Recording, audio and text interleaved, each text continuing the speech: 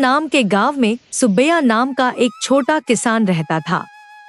उसकी पत्नी उसकी 40वीं सालगिरह में गुजर गई। वह बहुत आलसी था। सुब्बैया की 2 बेटियां थीं, मीरा और लीला। भैया, तुम कितने दिनों तक ऐसे अकेले रहोगे? तुम्हें फिर से शादी करनी चाहिए। नहीं नहीं, मुझसे नहीं होगा। बहुत मुश्किल है भैया, ये लड़कियां हैं। बिना माँ के इन बच्चों को पालना बहुत मुश्किल है।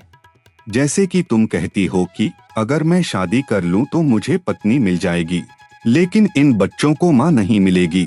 मैं ही उनके लिए माँ भी हूँ और पिता भी। इस तरह पत्नी के गुजरने के बाद सुब्बैया ही माँ और पिता बनकर बहुत मेहनत से उन्हें पालने लगा। बच्चों को पालना और उनकी देखभाल करना पहले से ही आलसी होने के कारण उसे घर में ही रहने की आदत हो गई और कमाने का विचार उसके मन से निकल गया। समय बीतने के साथ उसने धीरे धीरे अपनी संपत्ति बेचनी शुरू कर दी और इसी तरह समय बीता। इस तरह कुछ समय के बाद बच्चे युवा हो गए।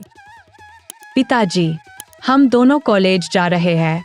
आज आखिरी दिन है, किसी भी तरह फीस भरनी है। आपको याद है ना? भूलना मत पिताजी।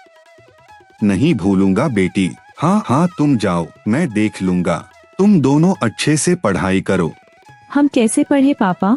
अगर तुम फीस नहीं भरोगे और घर में ही खाकर सोते रहोगे तो पढ़ाई कैसे होगी?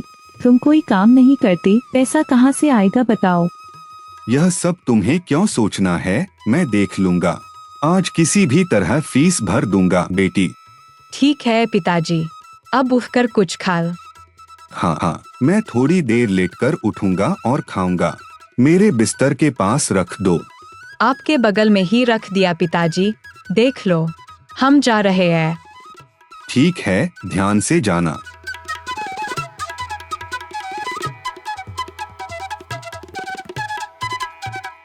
कल किसी भी तरह से मेरे बच्चों की फीस भरनी है। वे अच्छे रहें, यही मेरी इच्छा है।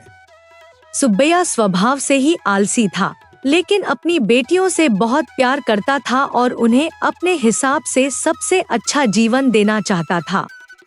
पैसे के लिए सुब्बैया उसी गांव में रहने वाली अपनी बहन के घर जाता है।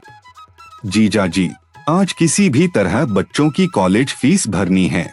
क्या कुछ पैसे का इंतजाम कर सकते हो? ठीक है, देखता हूँ। मुझे बाहर से पैसे मिलने हैं, शाम तक बताता हूँ। ठीक है जीजा जी, मैं खेत तक जाकर आता हूँ, शाम को आऊंगा। इस बीच वहाँ जो कुछ भी हुआ वह सुब्बैया की बहन ने सुन लिया। क्या बात है, हमारे भैया कुछ पैसे मांग रहे हैं। हाँ, बच्चों की कॉलेज फीस भरनी है, कुछ पैसे का इंतजाम कर सकते हो, पूछ रहा है। गांव में सबके पास से उधार ले चुके हैं, अब हम ही बचे हैं। उनके पास कोई कमाई नहीं है, आप कैसे दे सकते हैं? तुम्हारे भैया ही तो हैं, मदद करेंगे तो क्या गलत है। बड़ी बेटी कल या परसों हमारी बहू ही तो बननी है। अरे बाप रे, यह कैसी अजीब सोच है आपकी। उस घर को सहारा देने वाले को अपनी बहू बनाना चाहते हैं। मेरा बेटा उससे शादी करके क्या सुख पाएगा? हमारे भैया एक समय की चिकन करी तो दूर, दाल चावल भी नहीं दे सकते। उनके घर में मेरे बेटे को कैसे भेजूंगी? उस लड़की में क्या कमी है? पढ़ाई भी कर रही है, मां न होने पर भी तुम्हें अपनी सगी माँ की तरह मानेंगी, और तुम उनके बुआ होकर ऐसे बोलोगी तो उनके विवाह कैसे करेगा तुम्हारा भैया, बताओ। जो भी संपत्ति थी उसे भी बेच दिया। हमारे भैया बहुत आलसी हैं, मैं सपने में भी ऐसा नहीं सोच सकती। कृपया आप कभी ऐसा मत बोलिए। पैसे मांगे हैं, नहीं है, कह दीजिए। जीजा जी, पैसे मिले क्या? अरे नहीं भैया, अगले महीने मिलेंगे कह रहा था। मांगने पर समय पर आ जाते हैं, लौटाने पर हमेशा देर करते हैं। ठीक है जीजा जी, कहीं और पूछ लूंगा। इस तरह सुब्बैया सभी परिचितों से उधार मांगता है और किसी तरह पैसे जुटाकर कॉलेज की फीस भरता है। क्या भैया, क्या कर रहे हो? कल हमारे बड़े बेटे के लिए रिश्ता देखने दूसरे गांव जा रहे हैं। हम जब तक वापस आएं, थोड़ा घर देख लो। यह क्या बहन, हमने मीरा को बड़े बेटे के लिए सोचा था न। वो सब भाभी रहने पर की बातें हैं भैया। मेरे बेटे के लिए बड़े बड़े घरों से रिश्ते आ रहे हैं, और फिर तुम्हारे घर की लड़की को अपनाकर मेरा बेटा कैसे खुश रहेगा? मैं अपनी आंखों से यह नहीं देख सकती। ऐसी कोई उम्मीद मत रखना। ऐसा कहकर सुब्बैया की बहन चली गई।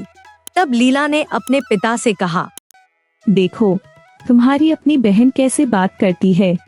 तुम्हें आलसी कहती है, कुछ कमाया नहीं इसलिए अपनी बहन को बहू बनाने का सोच भी नहीं सकती। अब हम दोनों की शादियां कैसे करोगे? जो भी संपत्ति थी उसे भी खत्म कर दिया। इस घर में क्यों पैदा हुए? अगर पैदा होना था तो ऐसे आलसी के घर क्यों पैदा हुए? चुप रहो मीरा, उसकी बातों का कोई ध्यान मत दो। पिताजी, मुझे अब अपनी शादी की कोई चिंता नहीं है। पिताजी, इस साल मैं पढ़ाई छोड़कर कहीं नौकरी कर लूंगी, लीला को पढ़ाएंगे। इन बातों से सुब्बैया बहुत दुखी हुआ। मेरी बेटियों के लिए किसी भी तरह अच्छे घरों के रिश्ते लाने होंगे।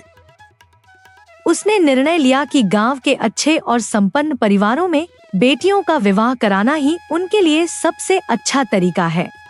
इस प्रकार दोनों बेटियों की शादियां गांव के अपने हैसियत से कुछ ऊपर के परिवारों में दहेज और उपहार देकर कर दी, जिससे जो 2 एकड़ जमीन थी वह भी खत्म हो गई। सुब्बैया अब कोई रास्ता न देख जीविका के लिए मजदूरी करने लगा। मुझे कोई काम हो तो देख लोगे? इस उम्र में क्या काम कर सकोगे, और तुम्हारे बारे में जानने वाले कोई भी काम में नहीं रखना चाहते। उम्र बढ़ने के कारण और स्वभाव से आलसी होने के कारण जानने वाले कोई भी उसे मजबूरी में ही काम पर रखते थे। उसे धीरे धीरे एक समय भूखा रहना पड़ने लगा। बात जानकर दोनों बेटियां सुब्बैया के पास आईं। पिताजी, आपको इतनी तकलीफ क्यों हो? जब हम हैं, बहन और मैं यहाँ नैना, हमारे घर चली। हाँ पिताजी। नहीं बेटा, मैं कहीं नहीं जाऊंगा, तुम दोनों ध्यान रखना। उसे अपनी बेटियों के घर जाना अपमानक लगा, इसलिए उसने साफ मना कर दिया। इसलिए बेटियां ही उसे दिन में 2 बार खाना लाकर खिलाती थी। एक रात एक चोर सुब्बैया के घर में घुस आया। क्या बात है, इस घर में चोरी के लिए कुछ नहीं मिल रहा। ये कैसा घर है भाई? ऐसा सोचते हुए चोर ने दरवाजा जोर से खोलकर बाहर जाने की कोशिश की। उस शोर से सुब्बैया जाग गया और चोर को देखकर, अरे भाई, दरवाजा बंद करके जा। कई घरों में चोरी की है, लेकिन तुम्हारे जैसा आलसी किसी घर में नहीं देखा, इसलिए ही इतनी गरीबी झेल रहे हो। हाँ, आलसी ही हूँ। मेहनत करके कमाई तो भी तुम्हारे जैसे चोरों का शिकार हो जाएगा।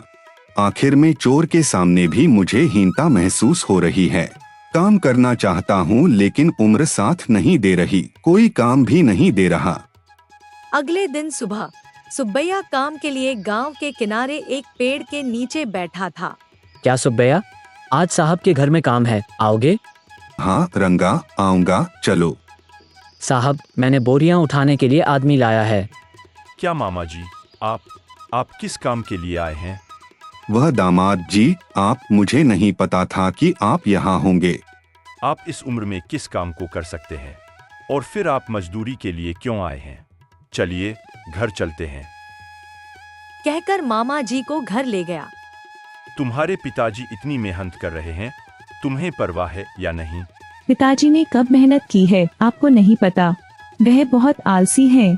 क्या पिताजी जी, मेरी सास के घर में इस तरह अपमानित होने आए हो? बेटी की बातों से सुब्बैया को दुख हुआ और वहाँ से चला गया। तुम्हें शर्म नहीं आती?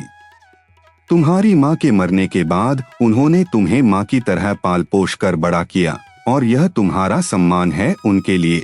उन्होंने तुम्हें और तुम्हारी बहन को पढ़ाया और अच्छी तरह से शादियां करवाईं। और क्या चाहिए तुम्हें? मेहनत करने का मतलब पैसे कमाना ही है। क्या तुमने कभी उनकी जिंदगी के अनुभव देखे हैं जो इतनी बेरुखी से बात करती हो? मुझे माफ कर दीजिए। वह तुम्हारे लिए कोई कमी नहीं है, संपत्ति बेचकर भी। तुम्हारी माँ के मरने के बाद बच्चों को पालना बहुत मुश्किल होता है। उस दर्द को मैं समझता हूँ। मेरे पिताजी ने भी मुझे पालने के लिए कड़ी मेहनत की। फिर कभी इस तरह बात मत करना। मामा जी, हमें पसंद नहीं है कि आप काम के लिए सबके सामने हाथ फैलाएं। हमारे पास आ जाइए। नहीं दामाद जी, मैं कहीं नहीं जाऊंगा। मैं अपने ही घर में रहूंगा। आप मेरी बेटी का ध्यान रखो, यही काफी है। मैं अपनी मेहनत से जी लूंगा। जैसा आप चाहें, लेकिन यहाँ आपकी जमीन है, इसमें खेती कर सकते हैं। हाँ पिताजी, दामाद जी की बात मान लीजिए। नहीं दामाद जी, जिस जमीन को मैंने दहेज में दिया था उसे वापस लेना अच्छा नहीं लगेगा। लोग क्या कहेंगे? उन लोगों के लिए चिंता मत कीजिए, हमारे पास पर्याप्त जमीन है। आपने हमें अपनी बेटियां दी, वही हमारे लिए सबसे बड़ा दहेज है मामा जी। ठीक है दामाद जी, मैं बहुत सौभाग्यशाली हूँ कि मुझे बेटों जैसे दामाद मिले। कहकर लीला अपने पिता से अपने शब्दों से उसे ठेस पहुंचाने के लिए माफ करने के लिए कहती है डॉन।